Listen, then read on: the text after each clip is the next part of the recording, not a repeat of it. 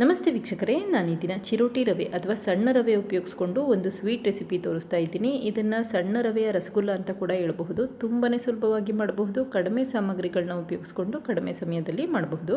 ಹಾಗೆ ನಿಮಗೆ ಈ ವಿಡಿಯೋ ಇಷ್ಟ ಆದರೆ ಪ್ಲೀಸ್ ವಿಡಿಯೋನ ಲೈಕ್ ಮಾಡಿ, ನನ್ನ ಚಾನಲ್ಗೆ ಸಬ್ಸ್ಕ್ರೈಬ್ ಮಾಡಿ. ಈಗ ಚಿರೋಟಿ ರವೆ ಅಥವಾ ಸಣ್ಣ ರವೆ ಉಪಯೋಗಿಸ್ಕೊಂಡು ರಸಗುಲ್ಲ ಯಾವ ರೀತಿ ಮಾಡೋದು ಅಂತ ನೋಡ್ಕೊಳ್ಳೋಣ ಬನ್ನಿ. ಮೊದಲು ಒಂದು ಪ್ಯಾನ್ಗೆ 4 ಕಪ್ಪಷ್ಟು ಹಾಲು ಹಾಕ್ಕೊಳ್ತಾ ಇದ್ದೀನಿ. ನೀವು ಯಾವ ಕಪ್ಪಲ್ಲಿ ರವೆ ತೊಗೊಳ್ತೀರಾ ಅದೇ ಕಪ್ಪಲ್ಲಿ ಹಾಲು ತೊಗೋಬೇಕಾಗುತ್ತೆ. ಈಗ 4 ಕಪ್ ಹಾಲು ಹಾಕ್ಕೊಂಡಿದ್ದೀನಿ.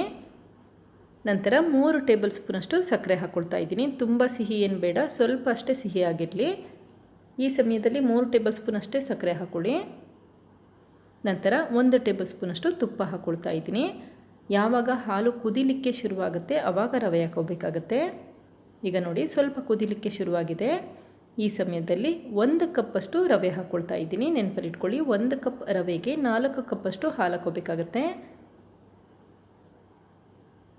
ಅಥವಾ 1 ಲೋಟ ಹಾಲು ತೊಗೊಂಡಿದ್ರೆ 1/4 ಲೋಟದಷ್ಟು ರವೆ ಹಾಕ್ಕೊಂಡ್ರೆ ಸಾಕು. ಈಗ ಕಂಟಿನ್ಯೂಸ್ ಆಗಿ ಮಿಕ್ಸ್ ಮಾಡ್ಕೊಳ್ತಾ ಇದ್ದೀನಿ. ಊರಿನ ಲೋ ಫ್ಲೇಮ್ ಅಥವಾ ಮೀಡಿಯಂ ಫ್ಲೇಮ್ಗಿನ್ನ ಸ್ವಲ್ಪ ಕಡಿಮೆ ಇಟ್ಕೊಂಡು ಕಂಟಿನ್ಯೂಸ್ ಆಗಿ ಮಿಕ್ಸ್ ಮಾಡ್ಕೊಳ್ತಾ ಇರಿ. ಈ ರೀತಿ ಕಂಟಿನ್ಯೂಸ್ ಆಗಿ ಮಿಕ್ಸ್ ಮಾಡೋದ್ರಿಂದ ರವೆಯಲ್ಲಿ ಗಂಟುಗಳಾಗಲ್ಲ ಮತ್ತು ಚೆನ್ನಾಗಿ ಬೇಯುತ್ತೆ ಅಂತಷ್ಟೇ. ನೋಡಿ, ಈಗ ಗಟ್ಟಿ ಆಗಲಿಕ್ಕೆ ಶುರುವಾಗಿದೆ. ಚೆನ್ನಾಗಿ ಗಟ್ಟಿ ಆಗಬೇಕು, ಪ್ಯಾನ್ ಬಿಡಲಿಕ್ಕೆ ಶುರುವಾಗಬೇಕು. ಆವಾಗಷ್ಟೇ ಸ್ಟವ್ ಆಫ್ ಮಾಡ್ಕೊಳ್ಳಿ. ಮತ್ತು ಈ ರವೆನ ತುಪ್ಪದಲ್ಲಿ ಹುರಿಯೋ ಅವಶ್ಯಕತೆ ಇರೋದಿಲ್ಲ. ಡೈರೆಕ್ಟಾಗಿ ಕುದೀತಾ ಇರುವಂಥ ಹಾಲಿಗೆ ಹಾಕಿ ಮಿಕ್ಸ್ ಮಾಡ್ಕೊಳ್ಳಿ. ನೋಡಿ, ಯಾವಾಗ ಈ ರೀತಿ ಪ್ಯಾನ್ ಬಿಡಲಿಕ್ಕೆ ಶುರುವಾಗುತ್ತೆ ಆವಾಗ ತಕ್ಷಣವೇ ಸ್ಟವ್ ಆಫ್ ಮಾಡಿಕೊಂಡ್ರೆ ಸಾಕು. ಈಗ ರವೆ ಪ್ಯಾನ್ ಬಿಟ್ಟಿದೆ, ಸ್ಟವ್ ಆಫ್ ಮಾಡ್ಕೊಂಡಿದ್ದೀನಿ. ಈಗ ಬೇಯಿಸಿರುವಂಥ ರವೆನ ಒಂದು ತಟ್ಟೆಗೆ ಹಾಕಿಟ್ಕೊಳ್ತಾ ಇದ್ದೀನಿ. 10 ನಿಮಿಷ ತಣ್ಣಗಾಗಲಿಕ್ಕೆ ಇಡ್ತಾ ಇದ್ದೀನಿ. ಇದೇ ಸಮಯದಲ್ಲಿ ಸಕ್ಕರೆ ಪಾಕ ಮಾಡ್ಕೊಳ್ತಾ ಇದ್ದೀನಿ. ಪಾತ್ರೆಗೆ 1 ಕಪ್ಪಷ್ಟು ಸಕ್ಕರೆ ಹಾಕ್ಕೊಂಡಿದ್ದೀನಿ. ನಂತರ 1 ಕಪ್ ಸಕ್ಕರೆಗೆ 2 ಕಪ್ಪಷ್ಟು ನೀರು ಹಾಕ್ಕೊಳ್ತಾ ಇದ್ದೀನಿ. ಈಗ ಮೀಡಿಯಂ ಫ್ಲೇಮಲ್ಲಿ ಸಕ್ಕರೆ ಪಾಕ ಮಾಡ್ಕೊಳ್ತಾ ಇದ್ದೀನಿ. ನಂತರ 1/4 ಟೇಬಲ್ ಸ್ಪೂನಷ್ಟು ಏಲಕ್ಕಿ ಪುಡಿ ಹಾಕಿ ಮಿಕ್ಸ್ ಮಾಡ್ಕೊಳ್ತಾ ಇದ್ದೀನಿ. 1-2 ನಿಮಿಷ ಸಕ್ಕರೆ ಪಾಕನ ಕುದಿಸ್ಕೊಂಡು ಸ್ಟವ್ ಆಫ್ ಮಾಡ್ಕೊಳ್ತಾ ಇದ್ದೀನಿ. ತುಂಬ ಒಂದೇಳೆ ಪಾಕ ಬರೋ ಅವಶ್ಯಕತೆ ಇರೋದಿಲ್ಲ. ಜಾಮೂನ್ಗೆ ಯಾವ ರೀತಿ ಶುಗರ್ ಸಿರಪ್ ಮಾಡ್ತೀರಾ ಅದೇ ರೀತಿ ಮಾಡಿಟ್ಕೊಂಡ್ರೆ ಸಾಕು. ಈಗ ಒಂದು ಪ್ಲೇಟಲ್ಲಿ 6 ಒಣದ್ರಾಕ್ಷಿ ತೊಗೊಂಡಿದ್ದೀನಿ. ಹಾಗೆ 1-2 ಟೇಬಲ್ ಸ್ಪೂನ್ ಸಣ್ಣದಾಗಿ ಹೆಚ್ಚಿರುವಂಥ ಪಿಸ್ತಾ, ಹಾಗೆ 2 ಟೇಬಲ್ ಸ್ಪೂನ್ ಸಣ್ಣದಾಗಿ ಹೆಚ್ಚಿರುವಂಥ ಬಾದಾಮಿ ತೊಗೊಂಡಿದ್ದೀನಿ. ಹಾಗೆ 1 ಟೇಬಲ್ ಸ್ಪೂನ್ ತುಪ್ಪ ತೊಗೊಂಡಿದ್ದೀನಿ. ಈ ರೀತಿ ಸ್ವಲ್ಪ ತುಪ್ಪನ ಕೈಗೆ ಸ್ಪ್ರೆಡ್ ಮಾಡಿಕೊಂಡು ನಂತರ ಬೇಯಿಸಿರುವಂಥ ರವೆ ಮಿಶ್ರಣದ ಒಂದು ಸಣ್ಣ ಉಂಡೆ ತೊಗೊಂಡು ಮಿಕ್ಸ್ ಮಾಡ್ಕೊಳ್ತಾ ಇದ್ದೀನಿ.